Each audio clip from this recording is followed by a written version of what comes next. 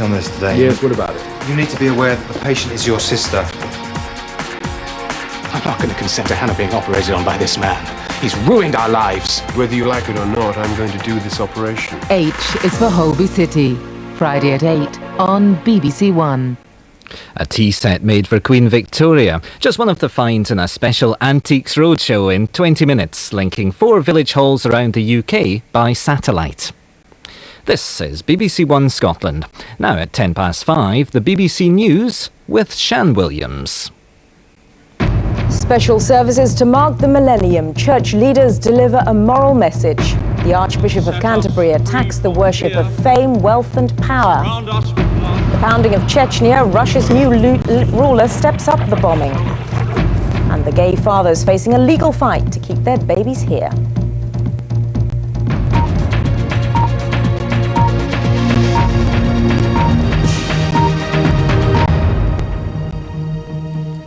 Good evening. Leading members of the royal family have joined worshippers at 4 special church services across the United Kingdom to mark the new millennium. Simultaneous services were held in London, Edinburgh, Cardiff and Belfast. At St Paul's Cathedral, the Archbishop of Canterbury urged a return to core values. He said Christian morality has been turned upside down by the young. Our religious affairs correspondent Emily Buchanan reports. The first Sunday of the new millennium, and all the Christian churches put away their differences to celebrate together across the country. At St Paul's Cathedral in London, the Queen attended a service specially written for the occasion. The Prime Minister was there with other leading politicians. Members of all Christian denominations took part, including the Catholic Archbishop of Southwark and writers such as the Nigerian novelist Ben Okri. He was followed by a South African song sung in Hausa by 200 schoolchildren.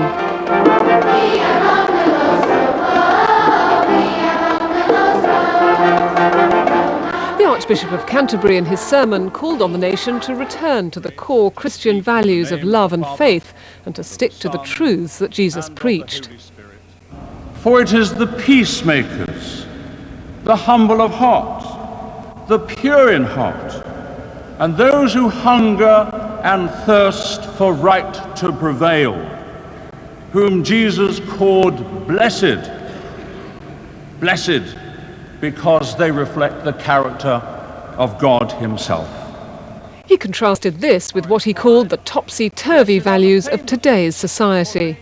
Instead, today we hear, or at least are implied, blessed are the famous, for they will enjoy the praise of men.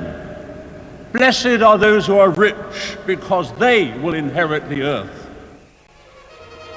There was a highly unusual service too in the Tabernacle Church in Cardiff, attended by Prince Charles with Prince William and Prince Harry. They were accompanied by Alan Michael, Welsh First Secretary.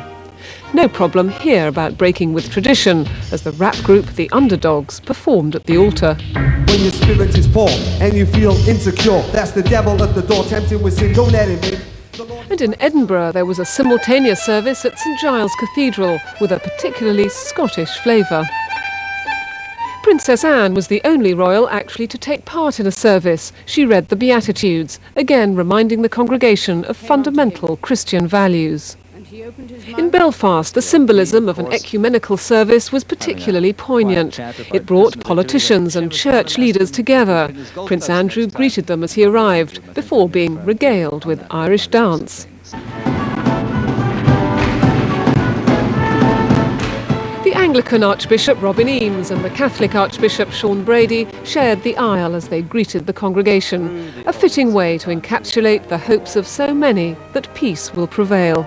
Emily Buchanan, BBC News. The government minister responsible for the Millennium Dome has apologised for the hitches experienced by some guests invited to the opening ceremony. Lord Falconer said the delay shouldn't have happened, but insisted the dome was now working like clockwork.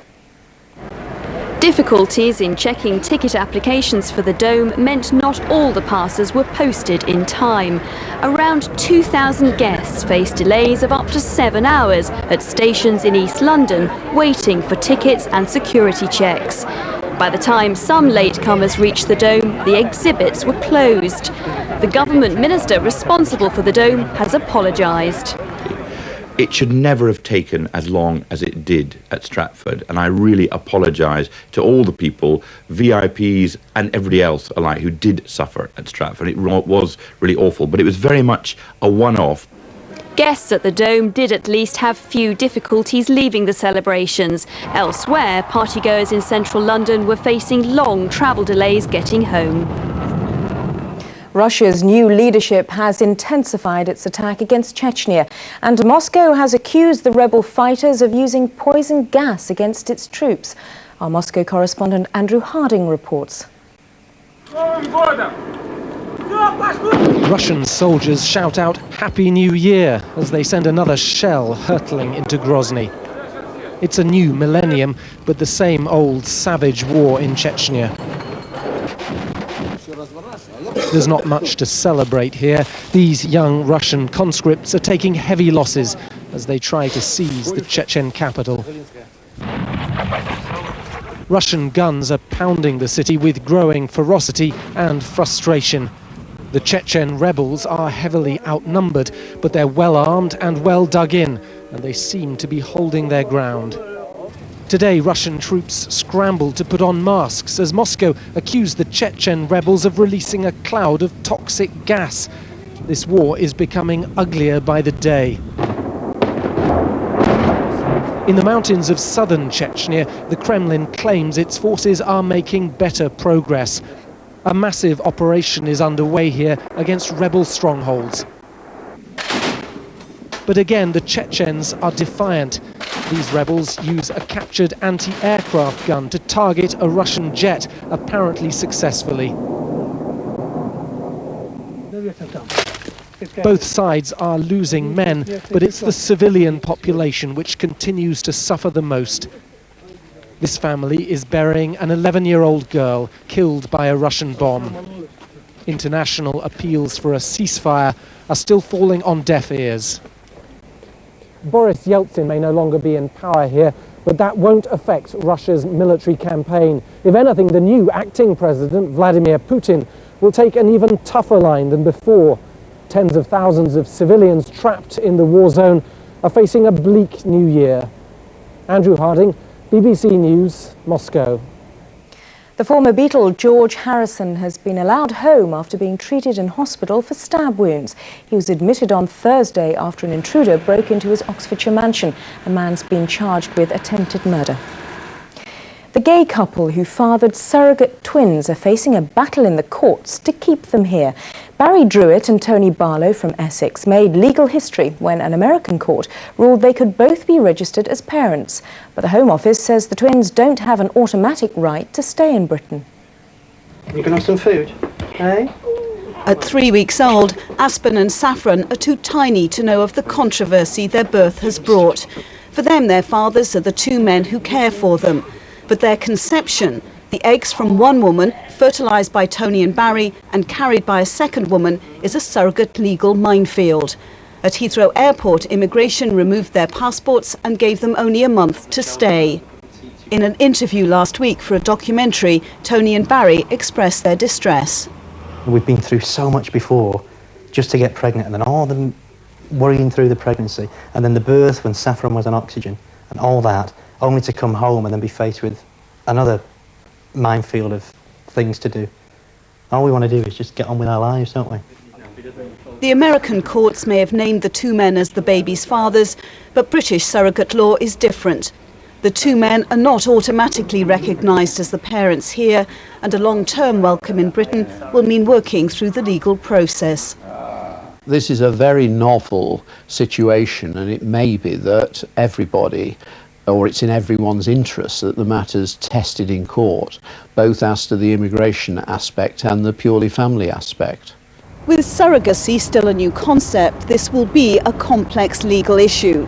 The Home Office say the best interests of the children will be considered, but also what precedent is set for other cases. Valerie Jones, BBC News, the Home Office. More than 100 electricity generators are being sent from here to France to provide power for homes cut off by the bad weather.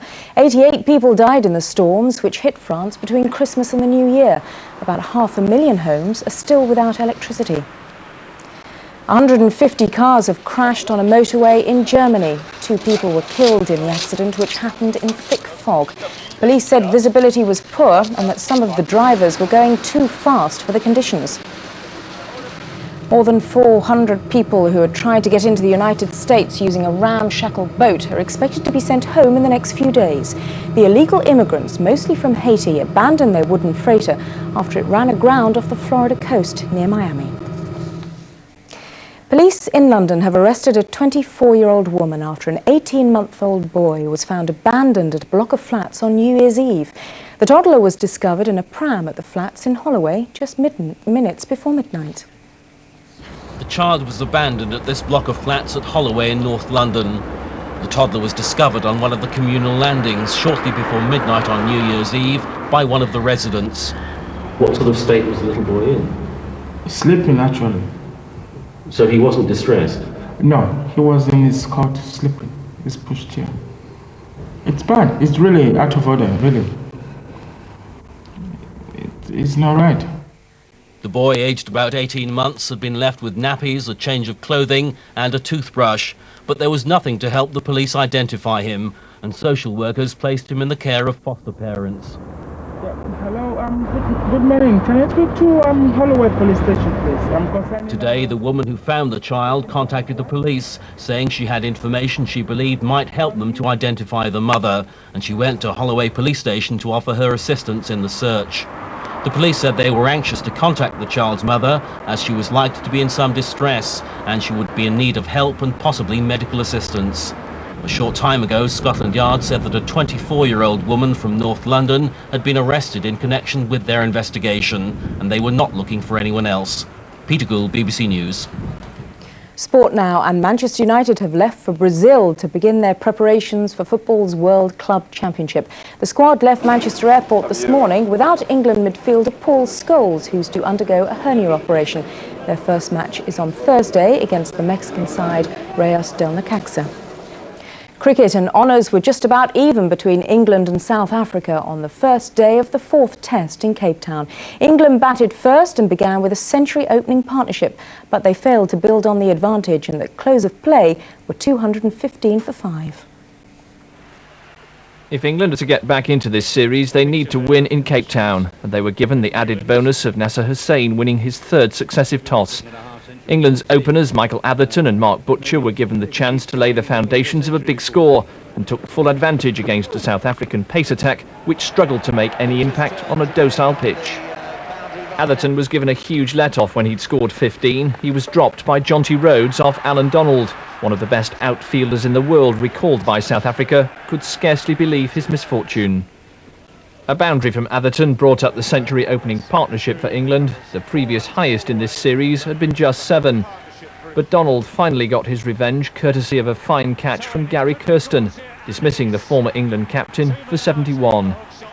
The same combination then accounted for Butcher, who's now gone 21 Test innings without reaching 50. A change of bowling prompted the downfall of Hussain. He'd made 15 when the ball glanced off his gloves, but he was caught behind off Paul Adams. Alex Stewart took on the pace bowlers in typical fashion in a stand of 72 with Michael Vaughan. And at times he rode his luck, much to the obvious frustration of Donald. But on 40, Stewart became over-ambitious and gave Kirsten his 3rd and simplest catch of the day. Night watchman Andrew Caddick didn't last long, and while 5 wickets down is by no means a disaster, England fans will feel it should have been better. Paul Newman, BBC News. And that's it from me. Peter Sissons is going to be here with the late news at 9:05. Have a very good evening. Bye-bye.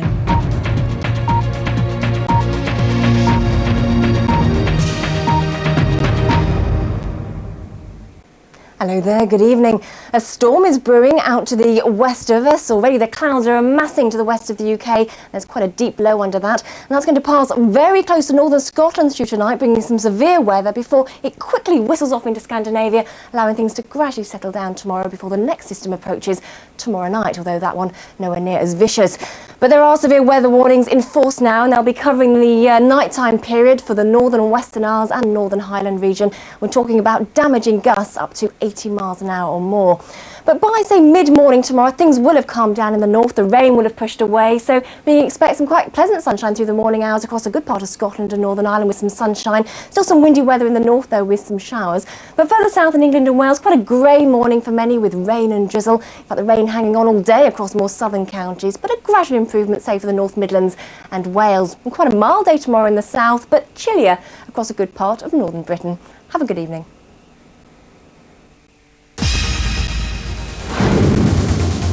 Other countries would have been planning this for 5 or 10 years. The struggle goes on. It is a nightmare though, isn't it? There's no room for mistakes. All they've got to do now is loads and loads and loads of work. Time is running out. Could you imagine the appalling humiliation if you didn't make it? Down here, a miracle is happening. The Dome, Trouble at the Big Top, tomorrow at 9 on BBC Two.